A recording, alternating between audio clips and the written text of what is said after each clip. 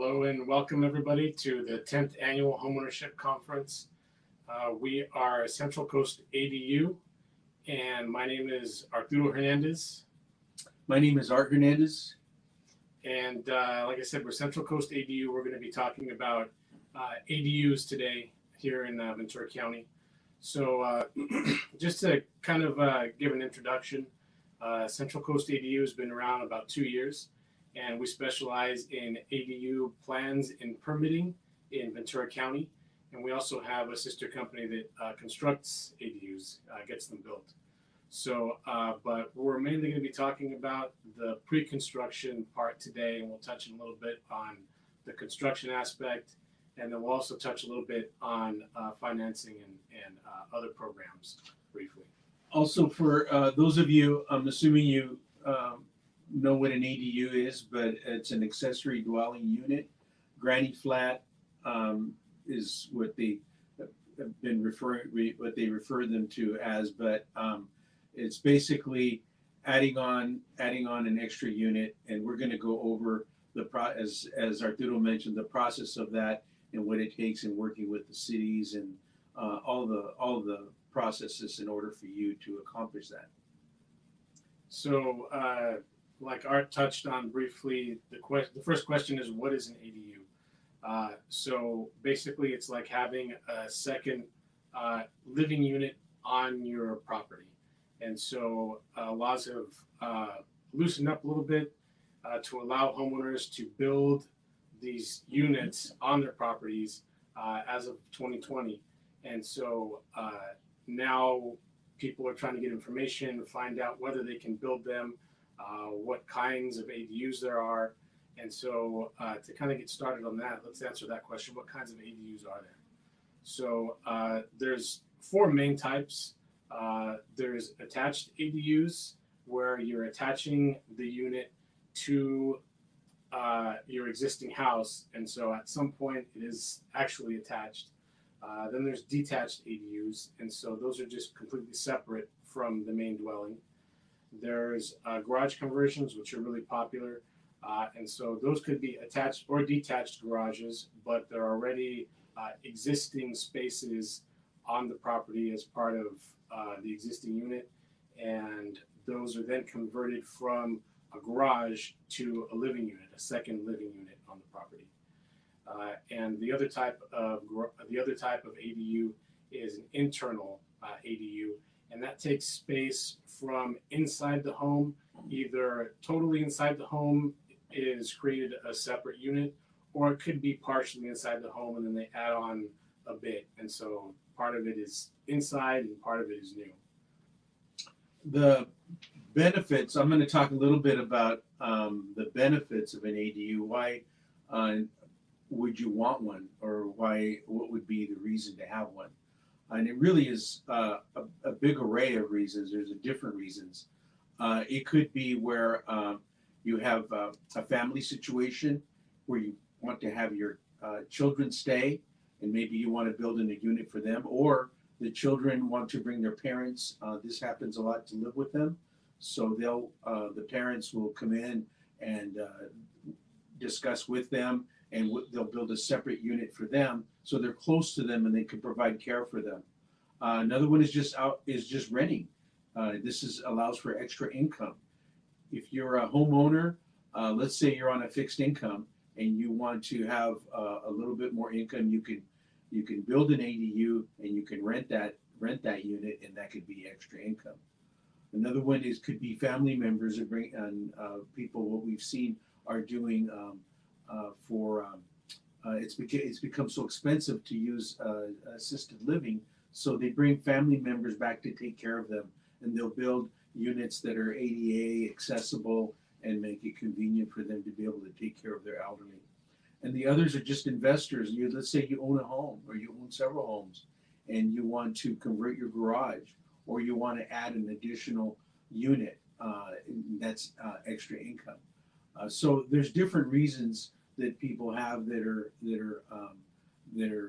a full range of reasons, but it's all helping housing. It's assisting for housing, and that's why it's been a real popular thing to do Cities, I think, are catching on and seeing that this is something that's a benefit to them because it's opening up housing units in neighborhoods for people to live in. So a big question that people usually start with when they learn about ADUs or when they're considering building an ADU is the question, can I build an ADU on my property?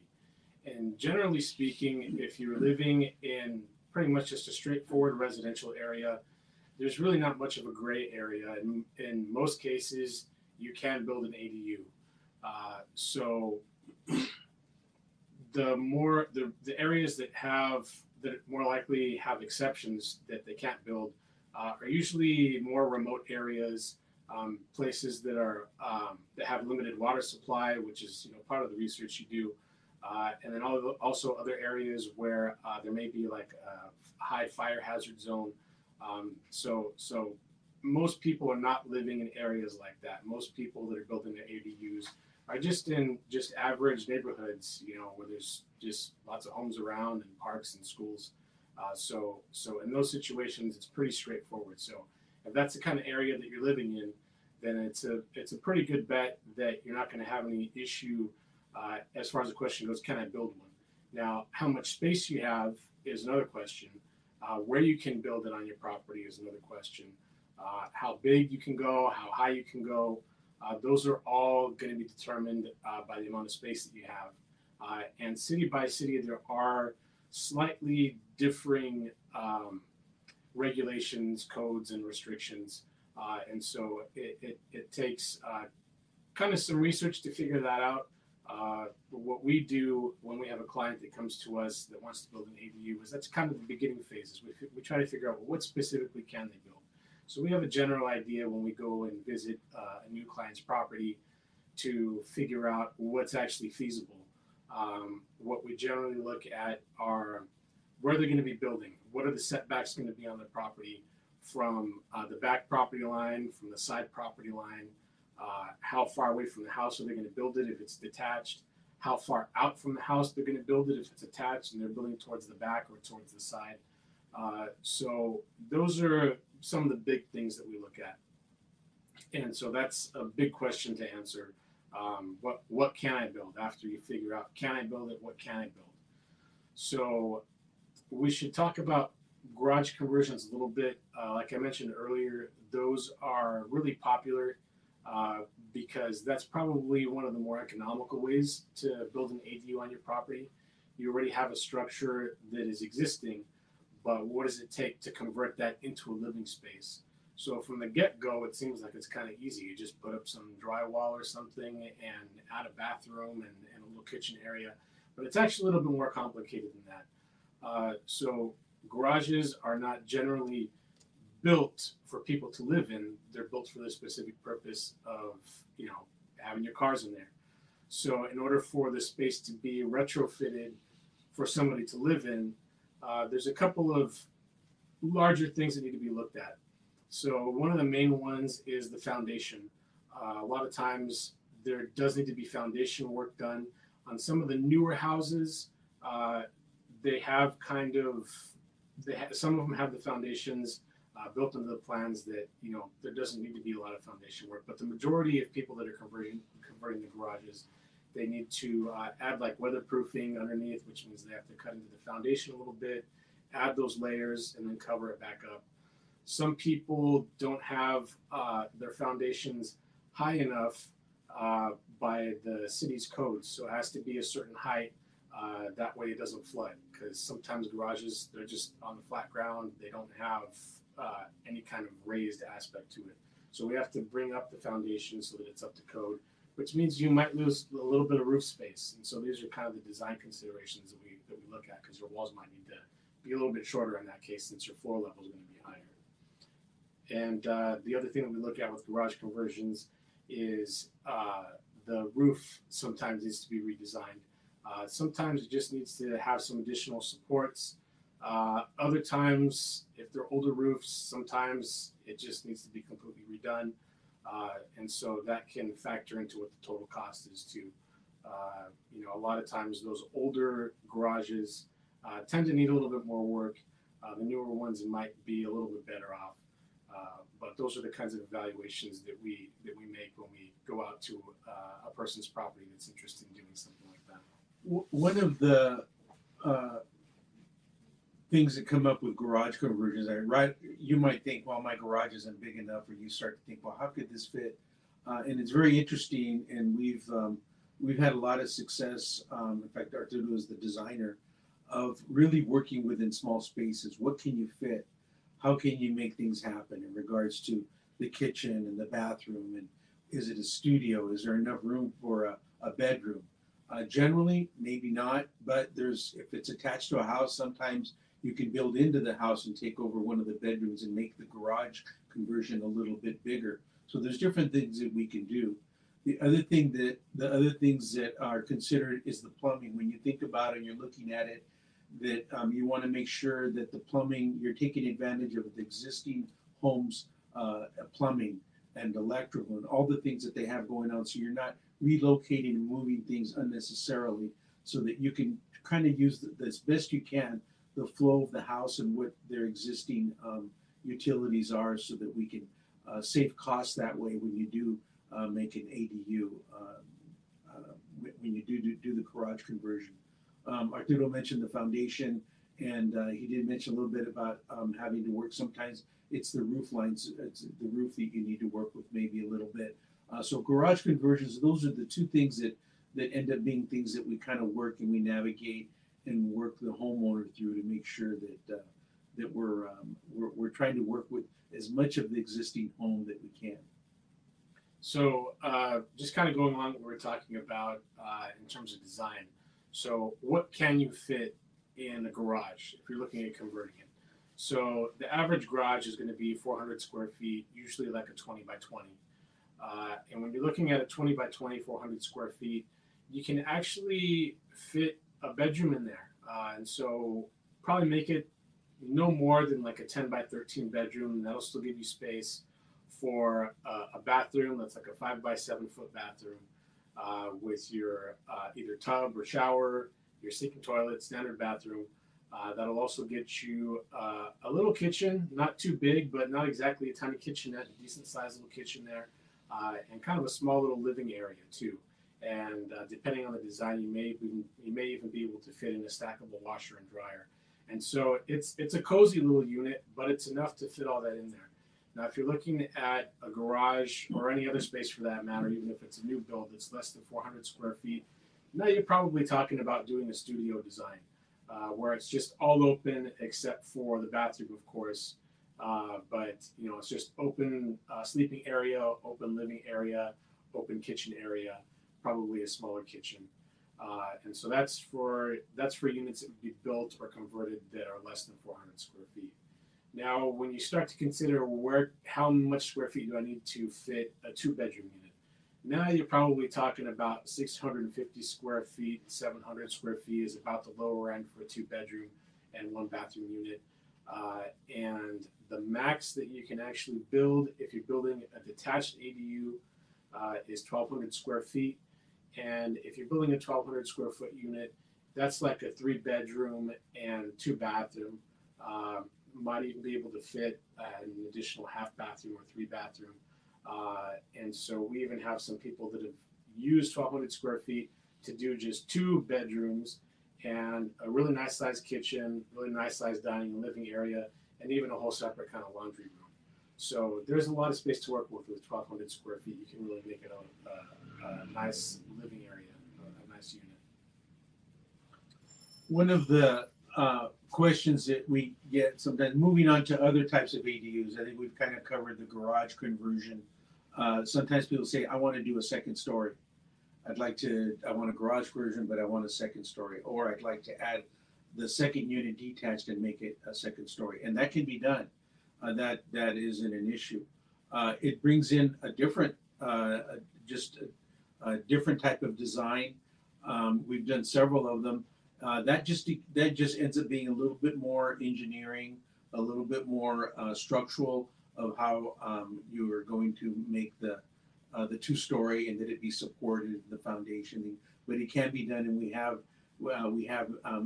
done that type. We've had some people who have built In certain types of property, they put a garage underneath and they build, do 2 units on top. So they'll have a 2-car garage or maybe even longer with some storage, and they'll put a unit on top of that.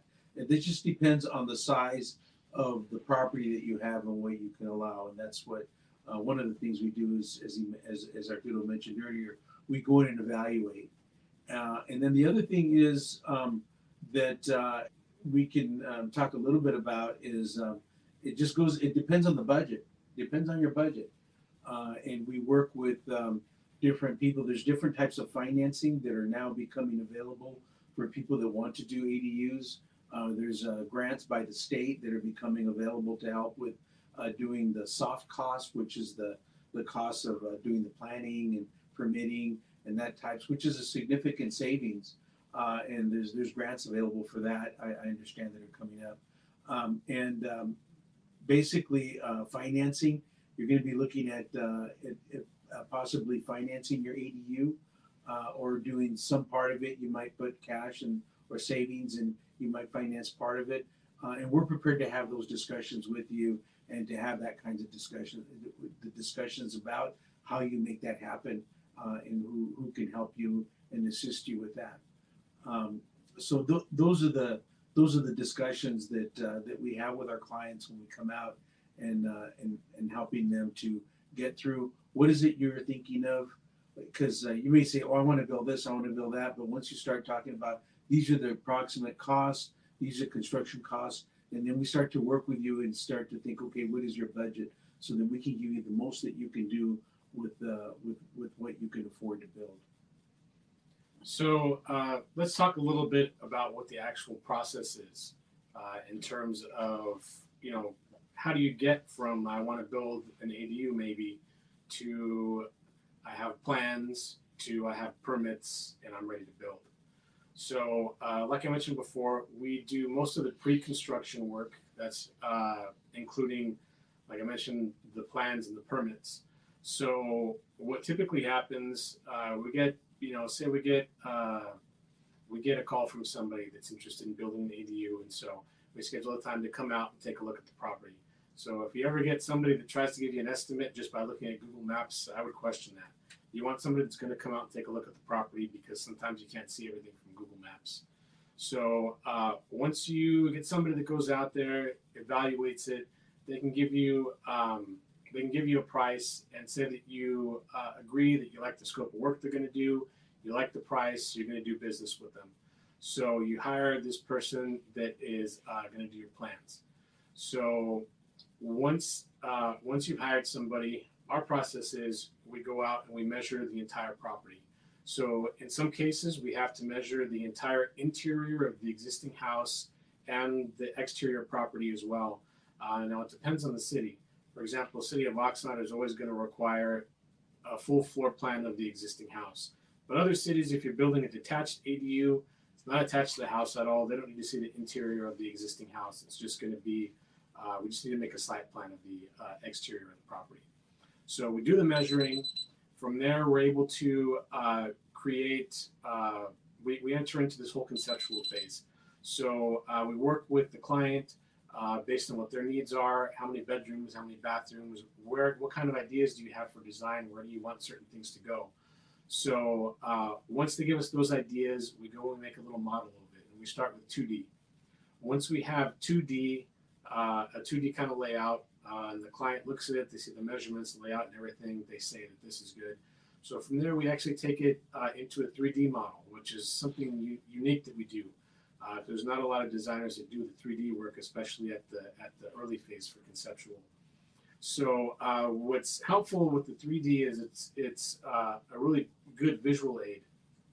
So what we do is we'll put furniture in there, we'll put a bed in, we'll put a dresser, we'll put the whole kitchen with the appliances.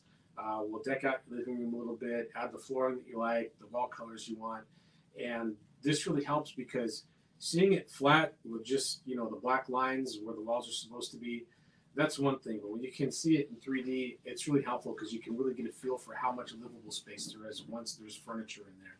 And once our clients see that and they're able to say, yeah, this is exactly how I want it, or this is how I want to change it around, we make it look the way that they want. And when they're happy with it, we use that model to create the actual set of architectural plans. So now we're coming from the conceptual plan to the actual plans phase. And the whole goal of this middle phase is to create that whole plan set. And so by the end of, by the time we create those plans, you're going to have the full set of plans that includes the existing site plan and floor plan, the new construction plan. It's going to have the electrical, the basic plumbing, the mechanical plan, and exterior elevations, which are kind of like illustrations of what it's going to look like from the street at all different sides. So once we have this full set of plans, we sit down with the client and kind of explain everything, make sure that they're on board with the design that they've been working towards. And once they give us the green light that this is good to go, we are heading into the structural engineering phase. So the structural engineer is the one that has to come and take a look. They take a look at the plans and determine what structurally needs to be done to make sure that this is up to code in a safe living space. And so they come up with their own separate sheets and calculations that we then pair with our existing floor plans that we've made. And after we've got that, we have to do we have to get a Title 24 report. And the Title 24 report is basically what it says that your plans are compliant with state regulations for energy use. So those are the three things that you need in order to be able to submit to the city for permitting. So once we have all that packaged together, we're able to then proceed with the permitting phase with either the city or the county or wherever your property is. And that's kind of where the waiting game begins. The permitting process, just to quickly give you an overview, that can be a challenging process, but that's something that we work with, and you work with the cities. They get submitted. Right now, some of the turnaround times can be anywhere from 2 months to 3 months or 4 months, depending on the city and the impact that they're having right now. So getting through the process, they review it. If they have clarification or questions, then we work on that and we resubmit them back to the city. And that's part of the process of working with them, going back and forth and what it is, and answering the questions that they want, and then making sure that we're available to get that approval for you. So once we go through that process and you get the city approval, then they will then issue permits, or you're ready to get permits, and then by that time you're ready to hire a contractor. So the city permit process can be a little bit challenging, but everyone's learning. The cities are getting used to working with and refining their ADU laws and how they're working with them, and we're working with them also to make sure that we're meeting the needs of the homeowner and what is it they need. So at that point, once you have permits, you start to shop for a contractor, and that's probably a whole nother discussion. But that's basically what the process is in regards to working and getting an ADU. We're Central Coast ADU, and we're located in Ventura over here, 4869 McGrath, and our phone number is 805-443-3812. You can give us a call, and Our website. and our website is, and we really recommend you, if you get a chance to take a look, it's centralcoastadu.com. That's centralcoastadu.com. And you'll see a lot of examples, some of the designs that Arturo has done and some of our staff here. And you'll get an idea of the different kinds of sizes and shapes and spaces that there are available. So thank you for inviting us. We want to thank the Ventura County Development Corporation for inviting us and having us on. And we look forward. If anybody has any questions, feel free to contact us, and we'd be glad to answer. Thank you very much.